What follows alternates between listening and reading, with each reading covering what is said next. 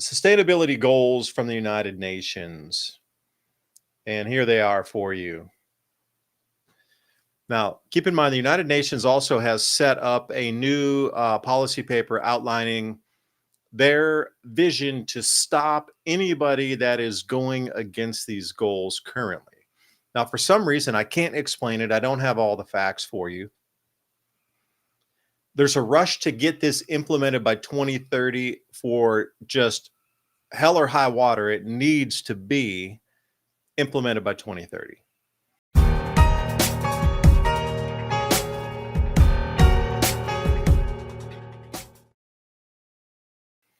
Now, anybody who's writing against this and saying, wait a second, the zero hunger policies are going to require rationing and also distribution, pulling foods from one country to another, which might cause shortages in this country.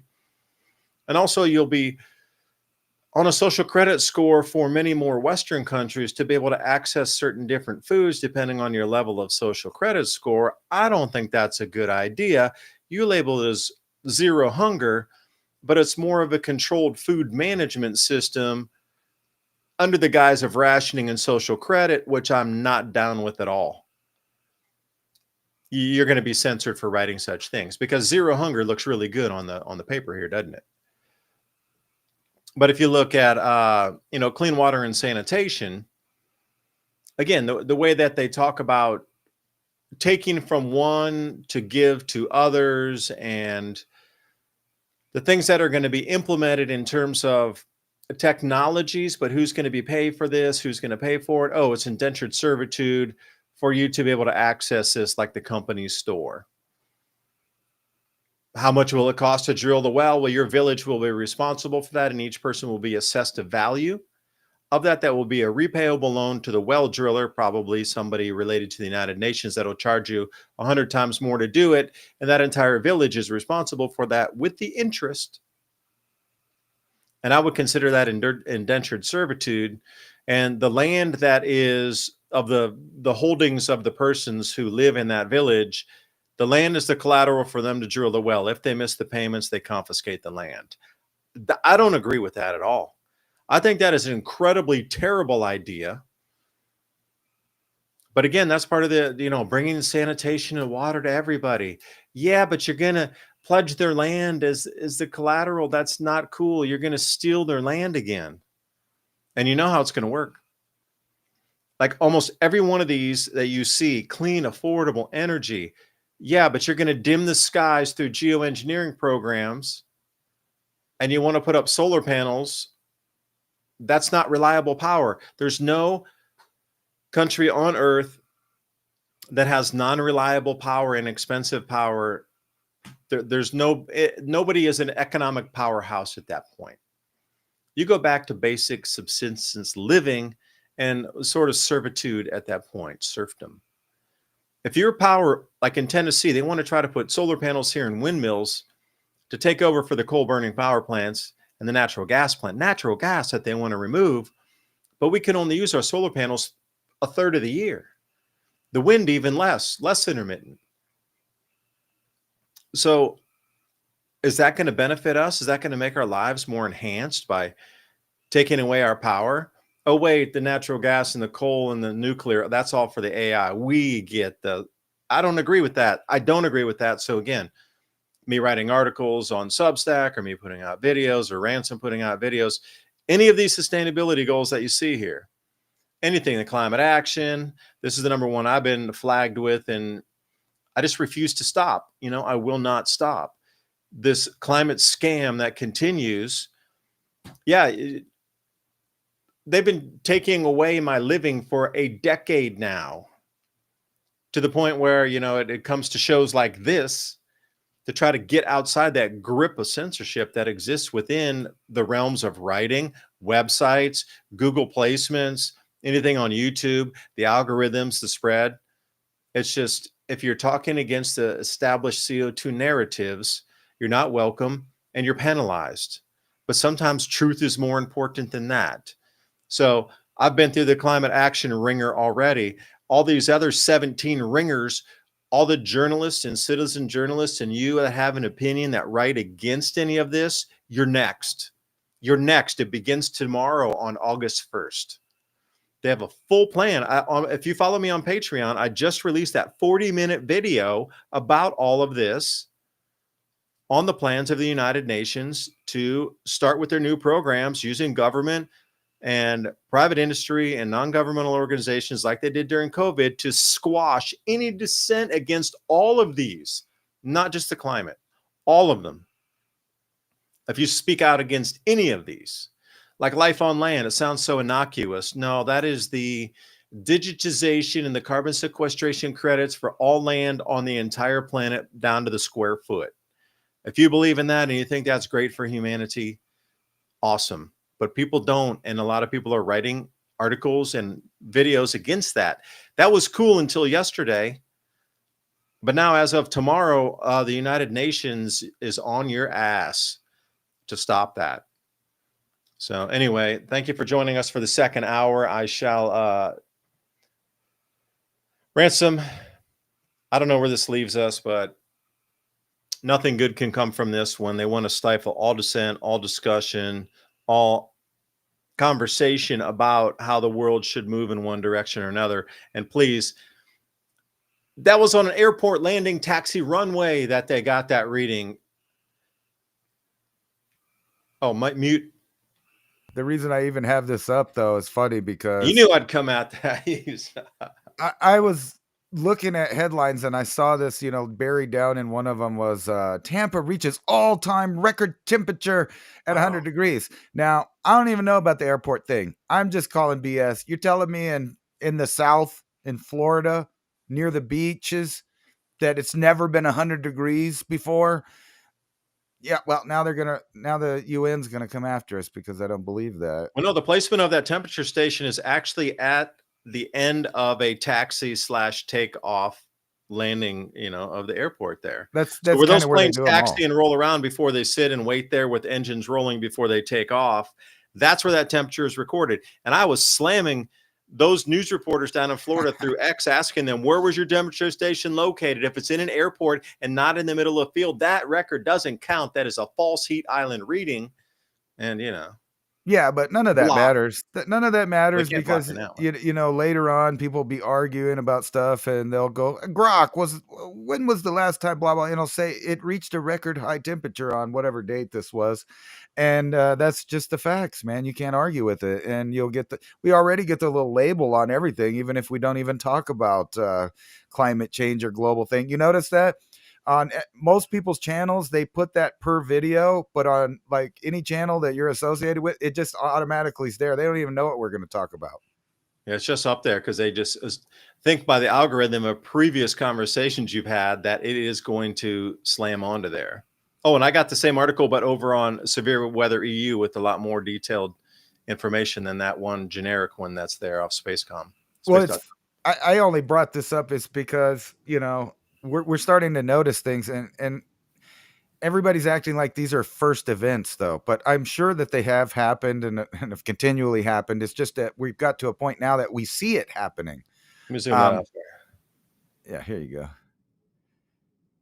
Yeah, so 515 mile length lightning flash. You think that doesn't happen? Of course it happens. You remember a few weeks ago when they saw the enormous sprite from the space station? Everything is kind of out of whack and it goes right into what you're talking about. So you can't just go over to this article here and say, is the interstellar object 31 or 3I Atlas alien technology? Well, maybe I wanted to look to see what this scientist has to say. But within days, which is weird because this guy has been around for a while. And matter of fact, the first interstellar object, he found microsphericals off of like New Zealand that confirmed that it was interstellar. And then you had the Mau Mau that came later, or Momo, or however they say it. I always forget. But anyway, now we got a third one. Now, I'm not saying I agree with this guy, but if he writes a paper and they say, well, it's not peer reviewed. Well, it's not peer reviewed because they refuse to review it. So they're not going to read it. They just automatically, weirdly, on this third one decided that, you know, he's a schmuck and we're just, you can't listen to him. He's full of it. It's sci-fi. But I would like the chance to read these papers, whether they were peer reviewed or not. And the problem is what you were talking about is soon these will be banned. And, you know, all those commentators that, you know, that they're going to attack first, that's okay, because all of those companies and all those commentators will be populated by artificial intelligence, fake people writing fake articles, that won't say the same things as those podcasters or people writing articles. And then what happens to freedom of speech? Like you said, is freedom of reach. But if the algorithm is the only one with the reach, it's the only one with the freedom of speech. That's it. It's gone. And then, you know, we're arguing about stuff out there, but in the background, China, United States, we're really interested in what's out there right now. We're building big stuff to find out what's out there. It might be because they're freaked out that, you know, all of these weird things are happening, you know, earthquake, tsunamis. Why didn't we get a big tsunami? A lot of stuff is happening. Um, I was Our looking. magnetic field is declining. You have to understand that our magnetic field is declining. And the more it declines, the more electric current flows into our system. So a more electrified atmosphere explains this extremely long lightning, but it also explains the blue jet turning into the, you know, the red sprites above. It explains the electrical outages happening across the planet, the bridges pulling away, the electrified crust moving, and it also explains that earthquake and a volcano, because that electricity in the Paleozoic quartz composition of our crust creates a higher electrical current in there, which in turn agitates the rocks. Well, we're talking on a planetary scale. And when that happens, we start to get these mega quakes and much larger quakes. So I can just boil it down to one thing. Magnetic field has declined even further, which allowed more potentiality of that difference in flow of current onto our crust through the magnetic field lines that goes through the atmosphere first. Hell, that lightning bolt might have been 2 magnetic field lines coming down, and that was an arc coming across to connect between those energized magnetic field lines. You know, maybe the next time it'll be around half the planet where those, you know, those arcs will come and they're going to connect along those field lines again. This is not a toothpaste. It's a revolution for your teeth. Remineralize, strengthen teeth, all natural ingredients, essential oils, minerals, salts. Alfa Vedic Dental Solutions System. That's alphavedic.com/civilization. And not a lot of people are talking about this. We always see the storable foods. But what about dental care during these same emergency situations? So take a look at what they have, alphavedic.com/civilization. That's all I can think. And then these idiots want to dim the sun. You know, this is many years ago when I first was starting the Adapt 2030 channel. I talked to a guy really way smarter than me. I won't mention his name. Top of his league, like really way up there. I was so privileged and I was super excited and so like, wow, grateful he'd even talk to me. He was saying it was, you know, the geoengineering is like this layer that they tell you, well, there's spraying in the sky. He was talking cosmic radiation management, where they were trying to spray these particulate metals up there to nullify the charge of a cosmic ray coming in. With that much density of these different metals with varying degrees of attractivity to the different electrical charges coming in, like these cosmic rays would hit whatever they would hit, like a piece of aluminum, like a micro, you know, you go up these, you got barium, aluminum, and strontium mainly. When these cosmic rays hit that, they lose their charge. So they're not able to cascade with the muons and then cascade down and do cloud building. So once galactic cosmic ray comes in, and they can see it in the cloud chambers. Like, who was that? You know, over in Europe, they were doing a bunch of research with that, Heinrich Svensmark. And once these cosmic rays come in, if they collide with a small piece of metal in the atmosphere, they lose their charge. So you got all this, you know, nanoparticulate metal. What they're doing is they're spraying all these nanoparticulates up there, trying to nullify the charge of all the cosmic rays coming in that would build clouds. And they found that the cloud building was seven times higher than they anticipated. So this whole thing is to like stop biblical floods.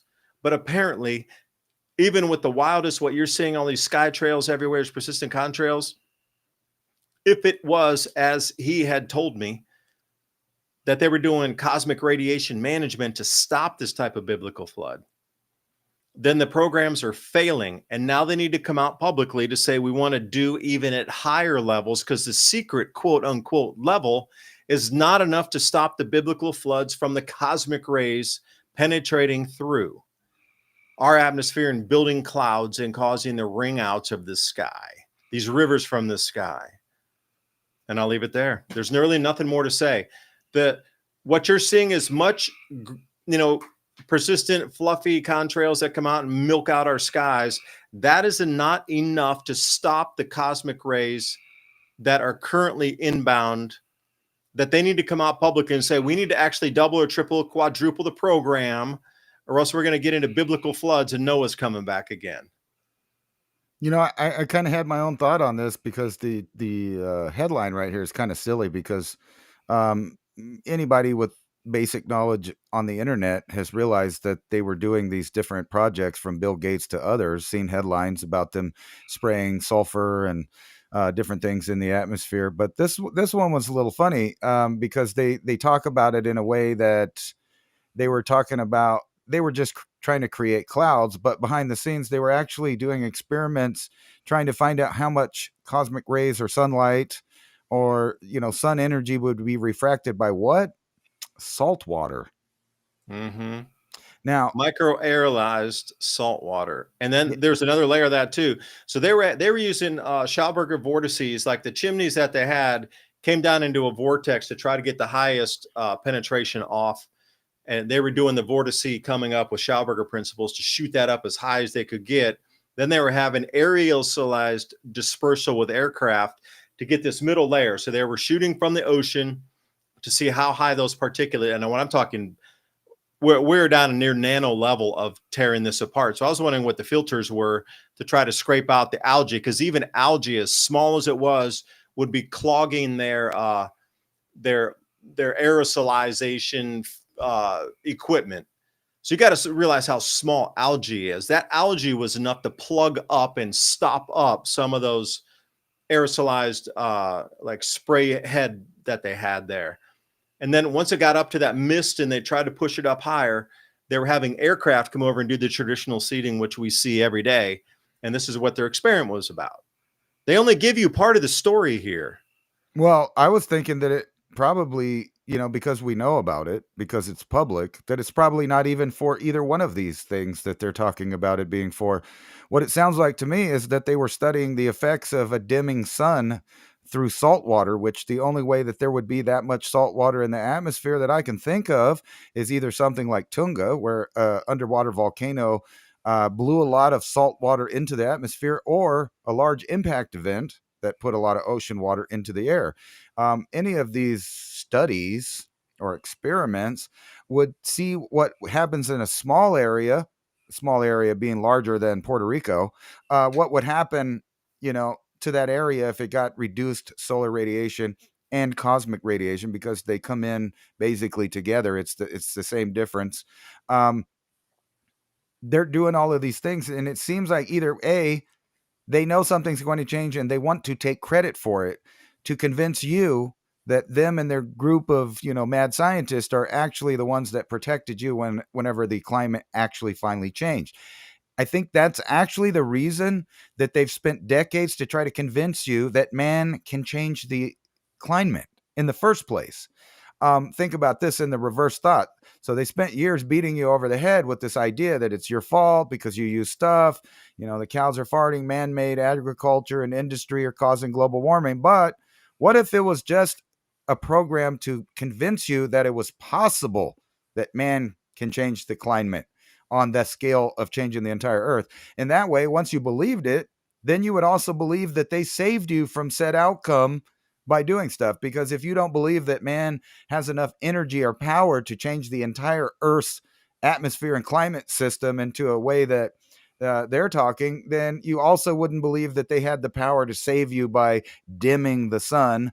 Maybe if the sun stepped down or something like that, or any number of different scenarios where they can just come in and play the hero and say that they're deployed technology that we don't even know works or doesn't work. Because from what I can tell, no amount of spraying is really going to do the effect that they're talking about happening, where we're having a whole change. Now, a change in the sun, a step down in the magnetic field, things like that, definitely enough power. And you've been seeing it. We just talked about a 515-mile long stretch of lightning. There is a lot of energy in nature. And that's what's funny is we know that we could use the sun for everything. It's abundant. It's probably going to be endless, or obviously longer than humans probably. But they don't do them in the right ways. They want to do it in the poison way, in the windmill turbine idea. They know it's inefficient. It doesn't work. It's toxic. They can't get rid of it. They break, they burn. Yet that's what they're pushing on to supply us. And like you said, right in the background, they're talking about all of these other, known reliable energy sources will be given over to powering their infrastructure that they're building after the Great Reset, which you're involved in right now. Now, so you were talking about local star, the cosmic rays coming from our sun. Right. Now, anybody that didn't or wasn't aware of this, there's been 2 other novas that have occurred, and the brightening of them, where we can actually see it, means that energy is passing our planet at that same time. The light, that's the reason some that, well, this happened 3,000 years ago and we're finally seeing it today. Well, they understand the distance from that on how fast the speed of light is traveling at the constant. Apparently it was as we measured today. There's been 2 of those, and these are well known through history to send an enormous amount of galactic cosmic rays from a faraway source. So we have 2 naked eye novas occurring within a year, and they're trying to increase the spraying in the skies on nanoparticulate metals to try to knock charges out of these cloud building galactic cosmic rays coming in. A little too coincidental. I think these 2 right here were the thing that has tipped over a lot of this, what we're seeing global flood events right now.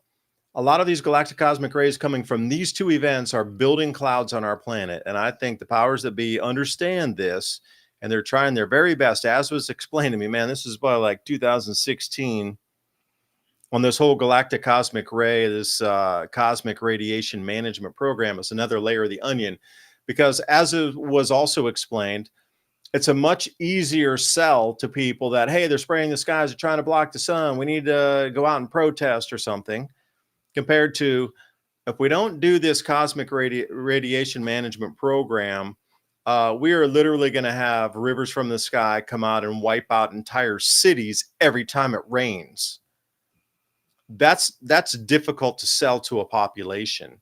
What's really easy is, oh, they're blocking the sky, it's the Air Force. Oh, they're blocking the sky, it's this company. Oh, go this, protest it. That's way easier. People lose their minds if you're talking about this kind of thing right here. And I'll stop the share on this, but you can see the naked eye novas that is building with galactic cosmic rays. Those 2 events right there actually, probably put 50% more up, ripping through our atmosphere, in addition to what's come with our weakening magnetic field off what you're talking about, Ransom, with the localized sun, with our star there that also sends directly to us every day. Right. In addition, so we have 3 input sources versus just 1. Now there's 3. You can see all these changes, and those cosmic rays also perturb magma chambers too. So if you're talking about, wow, there's more volcanoes, more excitation in the crust, there's more, seismic events. It's all related to the cosmic rays bombarding our planet now with a weakened magnetic field. Please remember civilizationcycle.com, and also buy me a coffee /Civilization Cycle.